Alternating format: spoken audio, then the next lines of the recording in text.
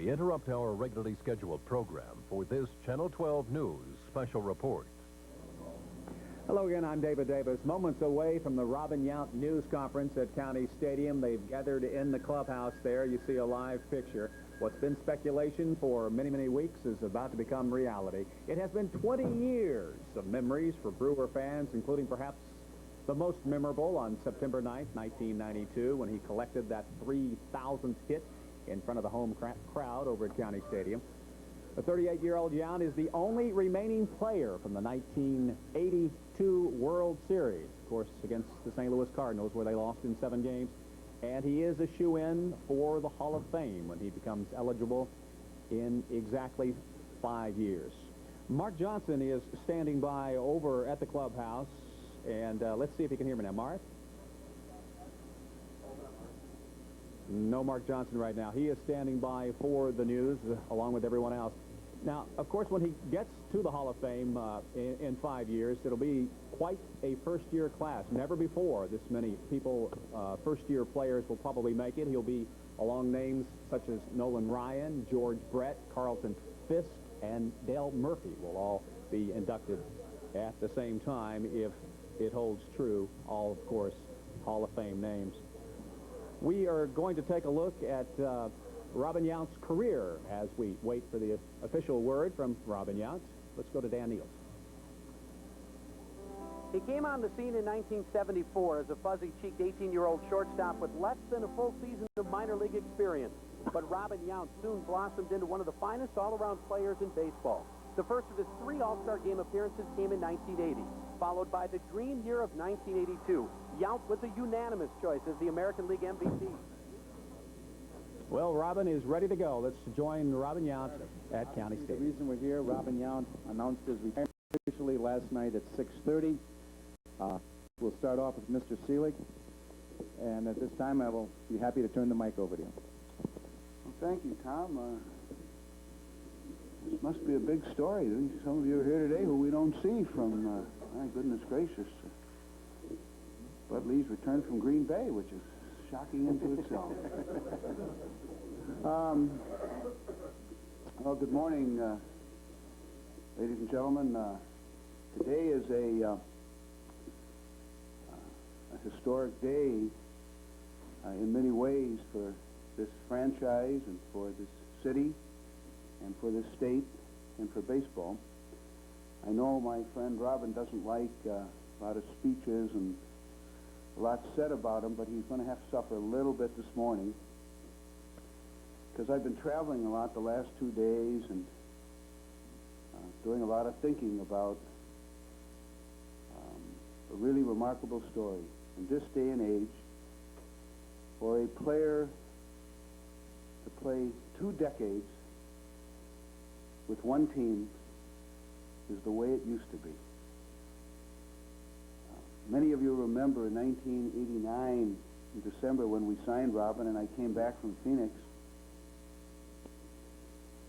and I said what I thought was so important, that someday a whole generation of people who had grown up watching Robin Yount play could be very proud and remember, and when he went to the Hall of Fame, which he certainly will go, that he will go as Robin Yount of the Brewers. And that's the way it's going to be. I tried to think last night coming home on an airplane, and I started thinking about a whole bunch of wonderful moments. One I told Robin about this morning that he didn't even remember, but in 1978, when Robin came back after a little interlude, that was 78, yeah. He hit a home run in the second game of a doubleheader off of Tom Murphy, then of the Blue Jays. And I remember walking down the clubhouse, and I just looked at him, and I winked at him, and he winked at me, and that was the end of the conversation. And of course, the team went on to have an extraordinary year. And there's so many other great moments. That last day in Baltimore in 1982 when he hit 2 home runs and turned what could have been a horrible disaster into a great postseason. Great catch in 1987. It saved the one. He gave us no-hitter. And I guess we could spend a lot of time today, but I won't, on the great accomplishments on the field, because they're there for everyone to see. You've all seen them. Our fans have seen them. But it is rare, and I think all of you know, but I don't think that many people understand how rare it is to have a young man come to a franchise, play 2 decades, never cause anybody one iota of a problem, play the game every single day, every single inning the way it was supposed to be played. And so the legacy on the field becomes less important than the legacy off the field. Because while we've had a lot of wonderful players, great players play here, and we've really been blessed in having great players, 2 or 3 of which are already in the Hall of Fame,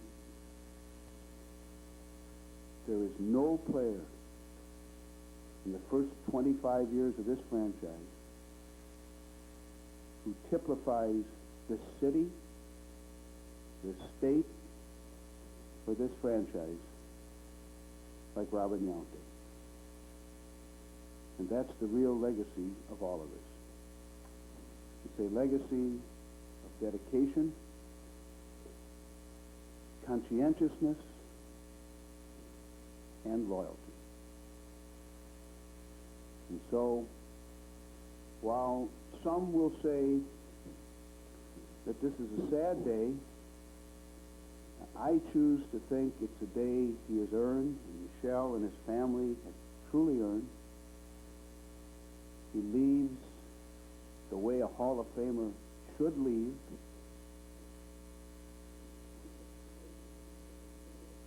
And he leaves all of us a wonderful, wonderful, wonderful sense of accomplishment. And he leaves all of our players a legacy that if they're smart and they really understand, that's what they'll be. And he leaves for that generation of millions of Brewer fans wonderful memories, both on and off the field. Thank you. Thank you, Bud. There's no need for me to talk about Robert's accomplishments on the field, in the clubhouse, and as a person. I think Bud has addressed those. It's kind of ironic that we hold this press conference in front of his locker, and yet I can remember back in 78, I locked it right next to Robin, so I've got some fond memories of our days then. But I can say this, that for Robin and Michelle, baseball has been a major part of their life, and an important part, but it has not been his whole life. And so as we sit here this morning, I guess I'm excited because now is an opportunity for Robin and Michelle to do other things in their life. And because of baseball, they're able to do it, but they're also the type of people where it hasn't been their whole life, and I think that's exciting. Having said that, we will miss Robin, but we know he'll be with us because he's always a Brewer. And having said that, Robin, I'll turn it over to you. Thanks, Sal. Thank you, Mr. Seelig. Very nice things you could say that. I can say I've never really looked forward to this day, but it's here. I'm obviously, it's no secret anymore. I'm here to announce my retirement from Major League Baseball. The Brewers have offered me a position in the organization. That position is still yet to be determined, but it won't be this year. I think I'm going to explore a few avenues outside of baseball for a year and think about the future. But there's not going to be any emotional speeches or tears or anything like that. I'm going to wait till I get home to do that, I think. So I'm just here to answer any questions you may have, and you can go ahead with those if anybody has any. Okay, 1 second. Before we ask a question, we've got 2 mics here, and because of the numbers of people and the fact that we're being televised live, I would appreciate it if you have a question to use a microphone. There's one on each side. Robin, could you talk about the Brewers' off-season moves and how that may have impacted on your decision to retire? That didn't have any any bearing on my decision. If there was anything along those lines that did, it may have been. I certainly thought about the position I was put in as far as maybe not having an everyday spot in center field. I've never been real comfortable moving around different positions here and there. Other than that, the position of the ball club and the way things were going really didn't have anything to do with the decision. Robin, why is this the best time to call it quits? There's a lot of reasons, but I think if it was one simple reason, it's just not that easy. You know, I've got family that I think the last couple of years my family has been back here 2.5 months of the 6-month season. Half of that time we spend on the road. That's a long time away from your family. My kids are at an age where they need, I think, a dad around a little more often than that. I think the game is changing. You know, we've gone to new divisions now. It's going to be a whole different approach, I think, to, you know, playoffs and all of that. There's a bunch of new things coming in. Maybe it's time for the new guys, the young guys, to go out there, and maybe some of the older guys to step aside for the new wave of baseball, I guess. But there was a lot more things involved that, you know, I just feel like 20 years and somewhat of a decline in the way I've played also had things, you know, a bearing on it. So there was a lot of things involved in the decision. It wasn't just you know, something that was easy to do. Robin, what did you know in your heart that it was time? This was the time, and how hard a process was it for you to come to this conclusion? Well, Tom, I've been thinking about it for a number of years now, but just never could do it. I wasn't quite sure. Well, you know, I think an athlete knows when he's done. You know, there's a fine line between being successful and not being successful, and so much of that is a mental game. You know, I know the last few years when I got between the lines and played the game, I cared just as much as I ever had, but I think your priorities change as you get older, and I think my off-season preparation suffered a little bit the last few years. What it really took for me to be the best player I could, I think as far as off-season training wasn't there, and I don't think that's fair to myself. I don't think it's fair to the Brewers, and it's not fair to the fans that if you're gonna play this game, you don't give it your totally best effort, and I may not have been doing that the last few years as far as my off-season preparation, and I think that's another part of the equation. Robin, are you considering any other athletic endeavors such as golfing or auto racing or anything of that nature? Well, you know, I have this competitive bug in me somewhere, and I don't think we all know that? I don't think I'll be happy without some sort of competition in my life. Yes, I think most of you know I have a great love for golf and auto racing, and they're two sports that you can do later on in your life. And although I might be semi-old man as far as baseball goes, I still consider myself a young man, and these are two of the things I love the most in the golf and auto sports that who knows? I may have enough time to if I practice real hard. I got a long way to go in both of them, but if I practice real hard, who knows where I could end up.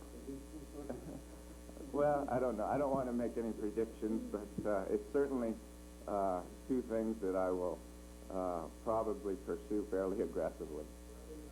What do you miss most about the game on the field, off the field, as far as not playing anymore? On the field, certainly the competition of it all. That's what drove me the most. I really love competition. You know, you'll never be able to replace all the clubhouse annex, all the fun you have with the guys off the field, you know, in the hotels, in the clubhouse. I don't know that will ever be replaced. I think that will probably be missed more than anything. I've said before, the actual game of baseball, I don't think I'll miss. I'll miss the competition of it all. I love the game of baseball, but I think it was the competition that drove me.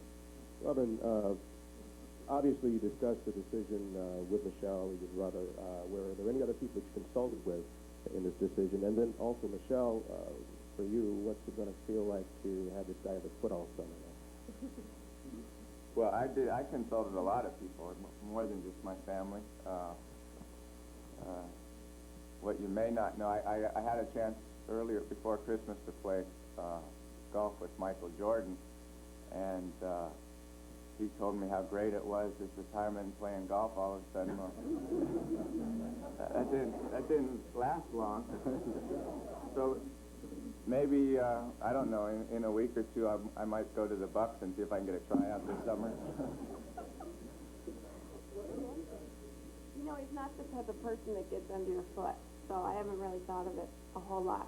Just, you know, when it comes, then we'll just do what we're going to do for the summer or whatever, make those plans then.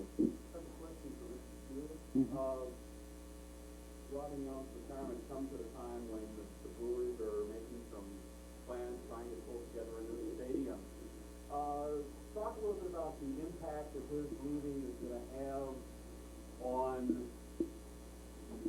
your operation as a franchise.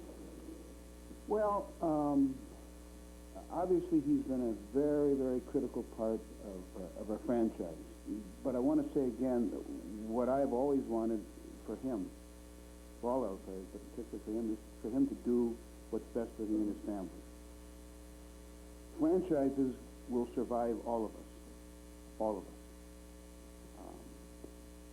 I guess I wouldn't, and this is not a facetious comment, the Cardinals survived Stan Musial's leaving, the Yankees survived Babe Ruth and Joe DiMaggio and Mickey Mantle leaving, and we can go, the Red Sox survived Ted Williams, Kansas City Royals will survive George Brett.